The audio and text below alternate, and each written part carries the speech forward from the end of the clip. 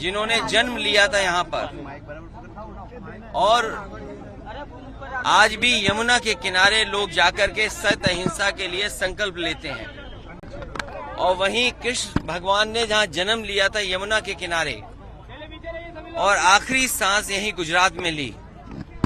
ये जो रिश्ता है उत्तर प्रदेश से यमुना का, राष्ट्रपिता महात्मा गांधी जी से और कृष्ण भगवान से, कि जहां राष्ट्रपिता महात्मा गांधी ने जन्म तो गुजरात में लिया था, लेकिन आज यमुना के किनारे उन्हें याद करते हैं लोग, संकल्प लेते हैं जाकर के। वहीं भगवान कृष्ण ने जहां जन्म लिया था यमुना के किनारे, और उन्होंने आखिरी सांस ही गुजरात में ली थी। ये रिश्ता यमुना का और उत्तर प्रदेश वासियों का है। सत्य अहिंसा का नारा राष्ट्रपिता महात्मा गांधी ने दिया, उस रास्ते पे भारत चला और भारत को आजादी मिली। आजादी के साथ साथ राजनीतिक लोगों ने अपने जीवन में उतारा सत्य अहिंसा और सत्याग्रह का रास्ता अपनाया।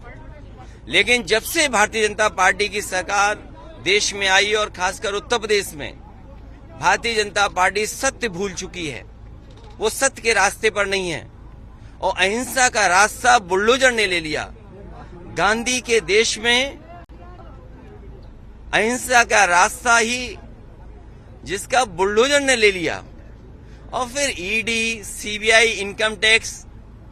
और गुजरात में अगर ये बात हम पूछें, गुजरात के लोग तो मैं जानता हूं, और खासकर उद्योगपति यहाँ के कई बार मुझे मिले हैं, वो कहते हैं कि अगर इनकम टैक्स का छापा उन पे ना पड़े तो उन्हें बड़ा बुरा लगता है। तो गुजरात के लोग तो इस बात को जानते हैं। वो इनकम टैक्स, ईडी, सीबीआई, मैंने एक बार कहा कि ईडी है एग्जामिनेशन डेमोक्रेसी। आपको इस परीक्षा से गुजरना ही होगा। कम से कम बीजेपी कांग्रेस के रास्ते चल रही है। इस देश में जो परंपरा कांग्रेस ने डाली थी, उसी रास्ते पे भारतीय जनता पार्टी चल रही है। भारतीय जनता पार्टी कोई नया काम नहीं कर रही, ईडी, सीबीआई, इनकम टैक्स से छापे मारना। और जो लोग छापा मारते हैं वही हश्र होगा जो कांग्रेस का हुआ है। अगर आज ये छापा मार रहे हैं तो कल बीजेपी के भी नाम लेने वाले लोग नहीं बचेंगे।